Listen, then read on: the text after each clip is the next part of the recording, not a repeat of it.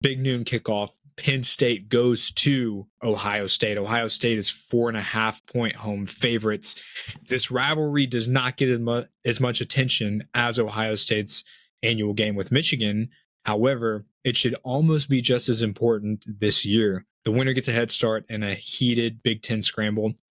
Beyond that, it'll be the winner of this game will be in the driver's seat for a college football playoff berth. The loser won't be mathematically eliminated from either, but certainly will have a hard path that includes Michigan later in the stretch. Penn State hasn't beaten the Buckeyes since 2016, hasn't won in Columbus since 2011. This will also be Penn State's first real test after it won each of its first 6 games by an average of 36.3 points. We will see what Drew Aller is really made of.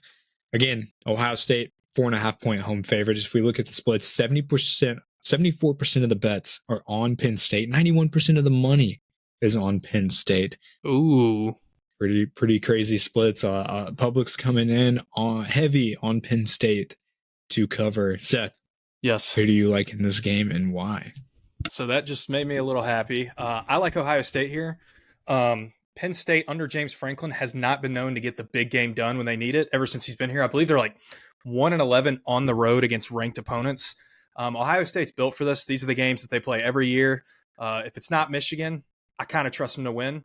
I like Ohio State here. I think they win and cover, and I think they keep it going and have that big showdown with Michigan late in the season.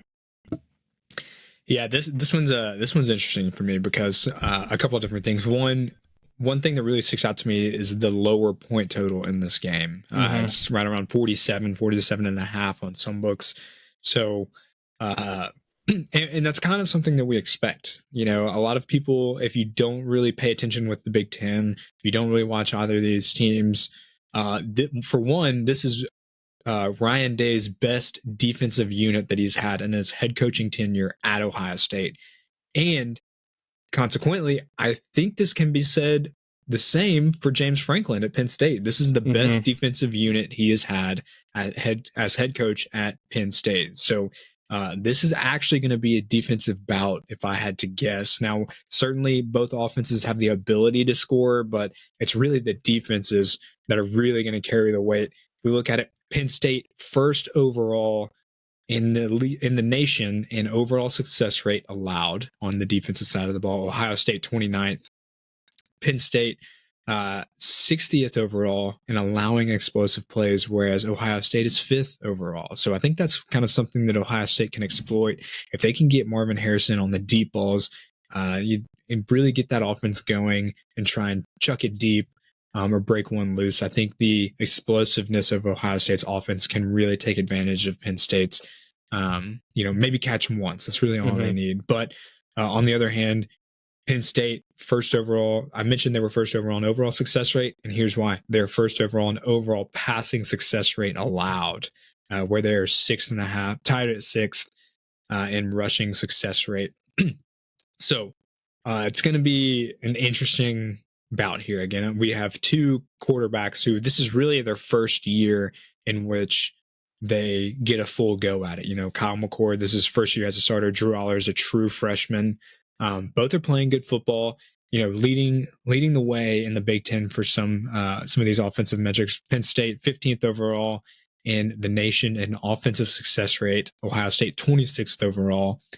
However, Penn State's not that explosive. They're actually near dead last in FBS and total overall explosive plays. So they certainly can get it done. They are certainly efficient and get it done on the ground and in the air, but they really lack some explosive ability. So we'll see if that kind of hinders them a little bit. My model projections, they really don't have anything.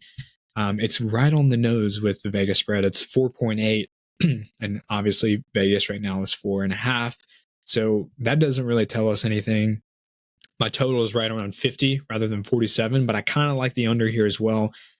I'm going to fade the public here, and I'll take you in a beer bet right now. Let's do it. Put it on the board. Yeah. Put it on the board. So I also think you can find this pick at 3.5 in some places. So just be weary on which side you want to bet. If you are wanting to take Ohio State, I think you can get this line steamed down to 3.5 and maybe 3 just because of the way the public money is looking right now. But, you pick your side, whichever one you like, and take the under. I think that's what's going to happen in this game. It certainly seems that is what's most likely.